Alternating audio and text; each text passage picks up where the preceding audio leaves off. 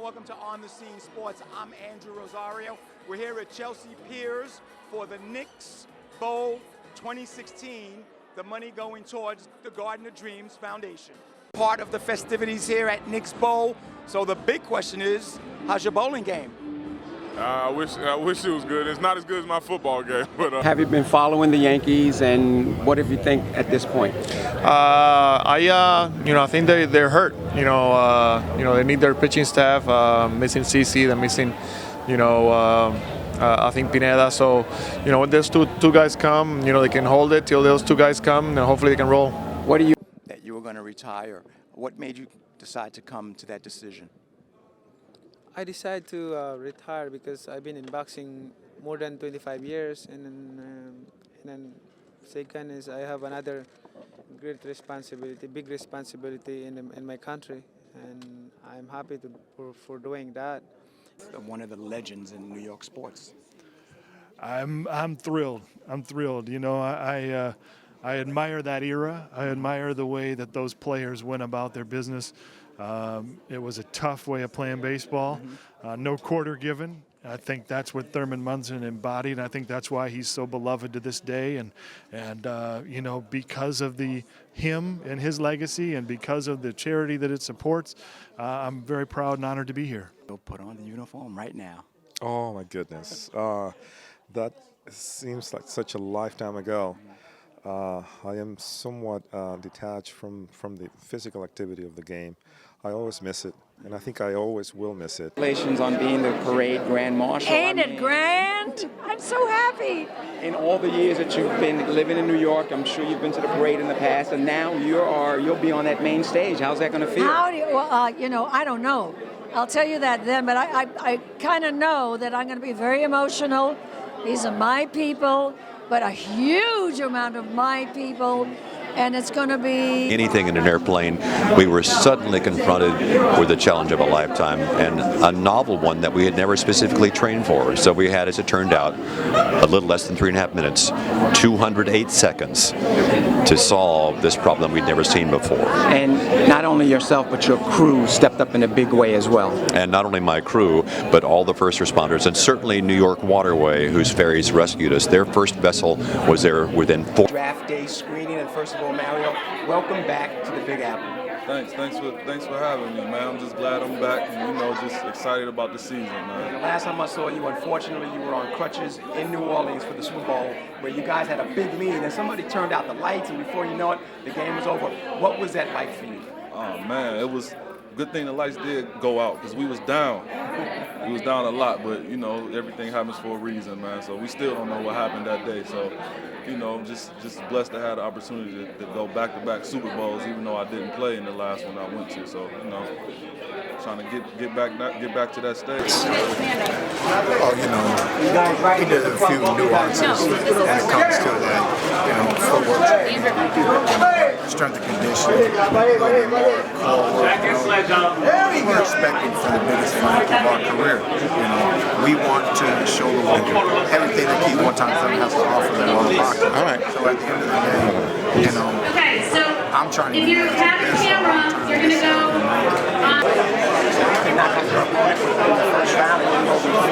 Yeah, I only have 4 knockouts in 18 wins, so probably What do you know about what concerns you most? It's a last-minute change, so I didn't really get a lot of information on that. So I'm just ready to fight. What is your training routine like? What do you focus on? Fight so important for Danny Garcia? Well, it's important for both of them. I mean, they both want to have this belt, this championship, and they both are accomplished fighters, and they both title holders, and they want what Floyd had, and they want what Keith Thurman had, and they have a chance now to stake. I mean, it's my home. I fought here what's my 7th fight or 6 something? I don't know.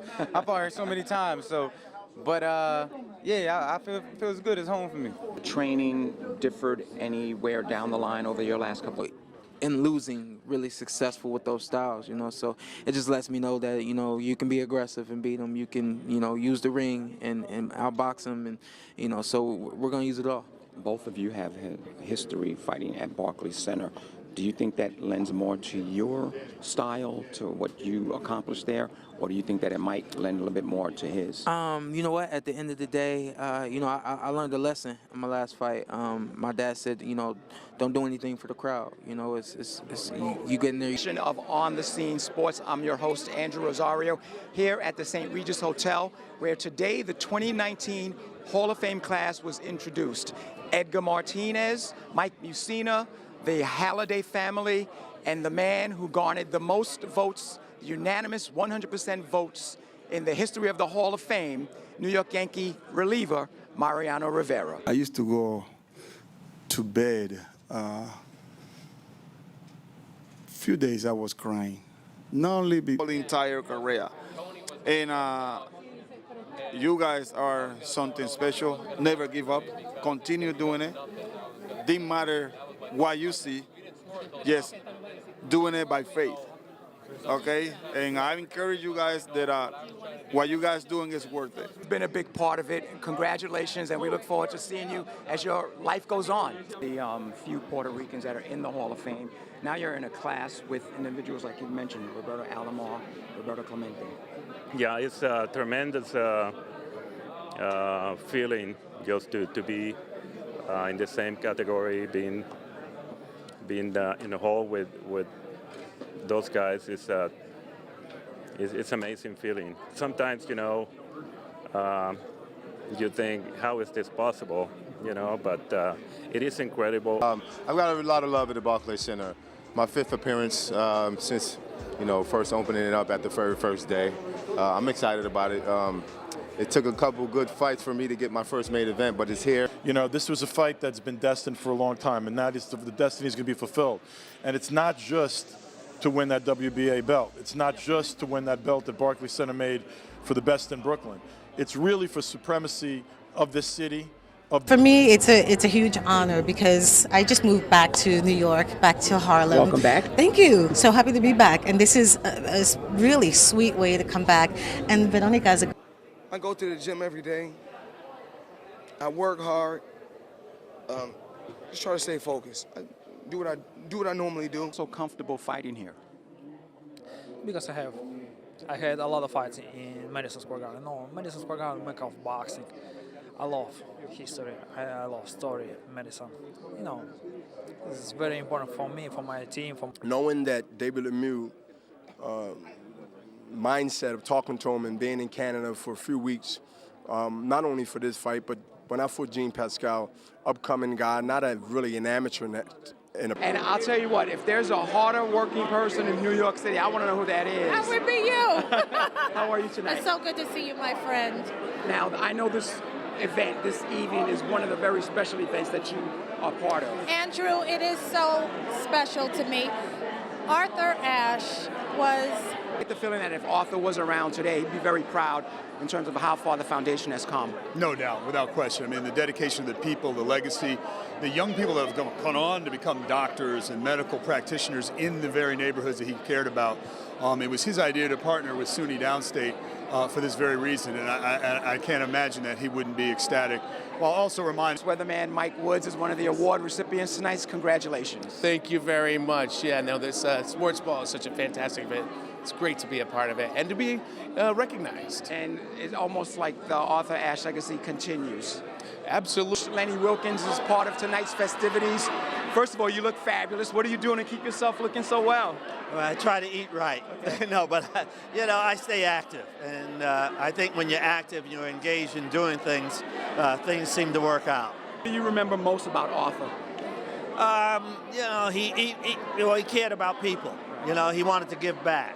Arthur Ashe fan, so, but no. In fact, I'll tell you this.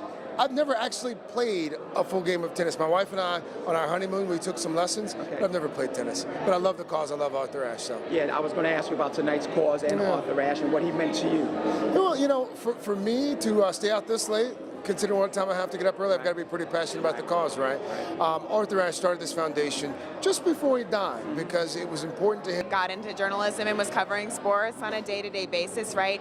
Because then you look at the pioneer he was, and it's like, and even reading through the scripts that we're working with tonight, I mean, you're like, wow, the things that he accomplished, obviously on the court, but then this whole side of what he did, philanthropy off of it is. Well, he was one of the best friends I ever had, and he was a magnificent human being. He had several memorials when he died, and I remember speaking at one, and I said he's a credit to his race, the human race. Come together, especially when we're talking about health education and we're talking about helping our community. It's so important. We do so much for other areas, but right here at home is who we need to help, especially with an organization like Arthur Ashe Institute for Health. And a lot of folks remember him as a tennis player, the first African-American to win a major Grand Slam tournament. What was your reaction? Well, two reactions. One, I was just like, are you sure?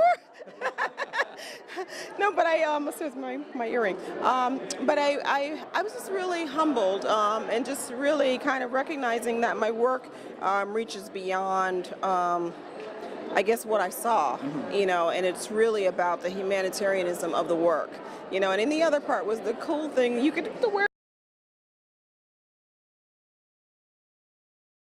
I strongly feel that Canelo in his career wants to make history. And in the history of motivación, ¿no? Siempre me gusta entrenar 100%, soy una persona disciplinada que le gusta entrenar y creo que eso asumo la responsabilidad. She couldn't be took down, Tate. That wouldn't fly unless you're in Japan, and then no one would notice because of the accent. But Scene Sports. I'm your host, Andrew Rosario, coming to you from Madison Square Garden for the 2019 Big East Tournament. This segment is brought to you by Jake's Grilling Coffee Rubs and Barbecue Sauces. Coffee is not just for desserts. We're going to bring you the entire tournament beginning tonight, round one, from the beginning to the end. Bill, how many years have you been covering this now? Since, 82, 83. How about that? Excellent. It's excellent. really amazing. So you've seen it all. I have. I've seen the highs, the lows. You know, these young guys come along and go, and I love coming back here because a lot of them come and see their former teams play. So you get a chance to share those moments again. When you look at this year's tournament as compared to my main man, Gus Johnson, will be calling the action tonight. We have St. John's Marquette, and then we have Georgetown Seton Hall. What intrigues you about these matchups tonight? Well, I just think you got four good teams, four teams that are trying to go to the NCAA tournament. I think that St. John's is the kind of squad that has some stars on there. Shamori Pons, first team All Big East. You look at Justin.